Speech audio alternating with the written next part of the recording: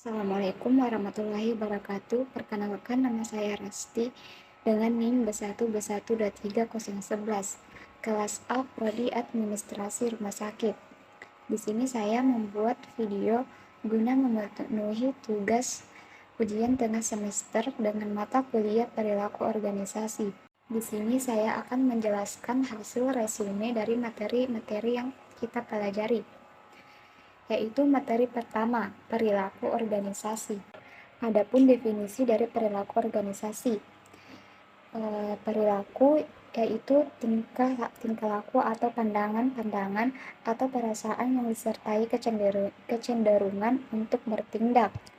Organisasi adalah alat atau wadah yang di dalamnya terdapat dua atau lebih individu yang berinteraksi satu sama lain serta mempunyai tujuan yang sama.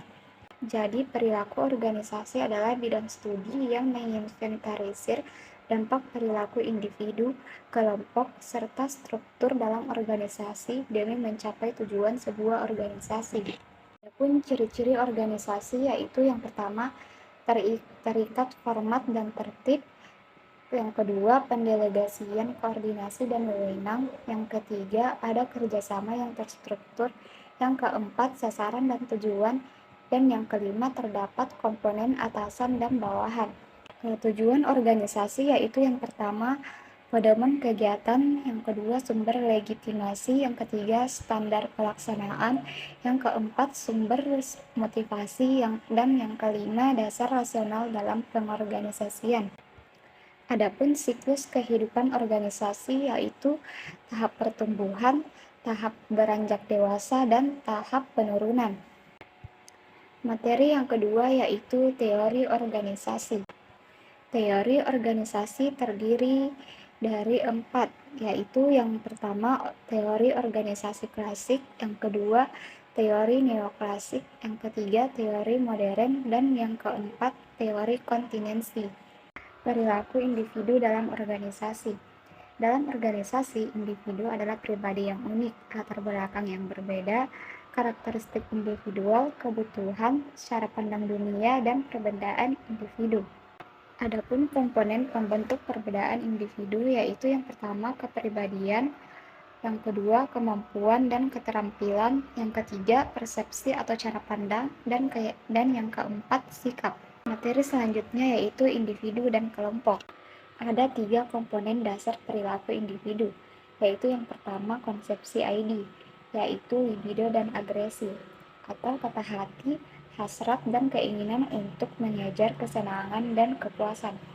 Yang kedua yaitu konsepsi ego, atau logika yang terhubung dengan prinsip realitas. Yang terakhir yaitu konsepsi superego, atau kekuatan moral seseorang, supernilai, norma, dan etika.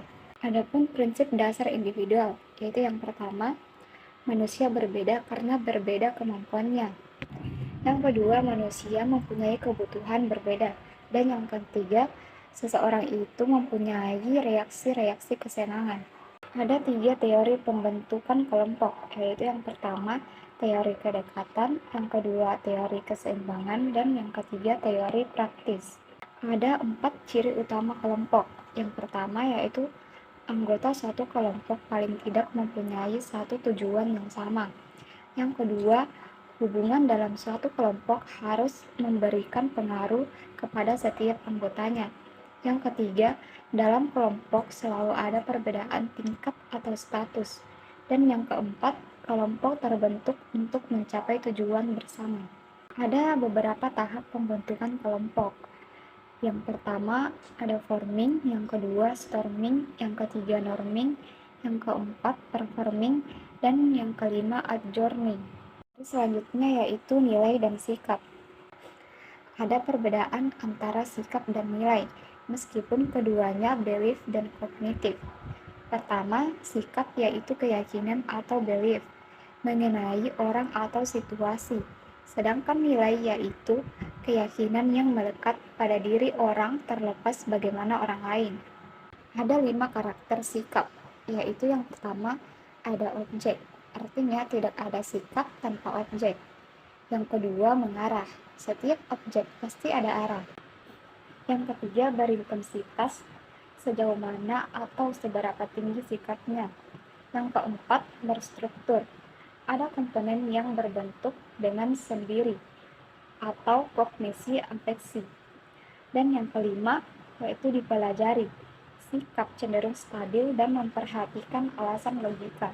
Nah, materi yang kelima yaitu motivasi. Adapun pengertiannya yaitu motivasi atau motivation, kata dasarnya adalah motif atau motif yang berarti dorongan, sebab atau alasan seseorang melakukan sesuatu. Jadi, motivasi adalah suatu kondisi yang mendorong atau menjadi sebab seseorang melakukan suatu perbuatan atau kegiatan yang berlangsung secara sadar. Adapun teori motivasi, yaitu yang pertama, teori kebutuhan, yang kedua, teori dua faktor, yang ketiga, teori prestasi, yang keempat, teori penguatan, yang kelima, teori harapan, dan yang keenam, teori tujuan sebagai motivasi. Baik, itu saja materi yang bisa saya rangkum, kurang dan lebihnya mohon dimaafkan. Wassalamualaikum warahmatullahi wabarakatuh.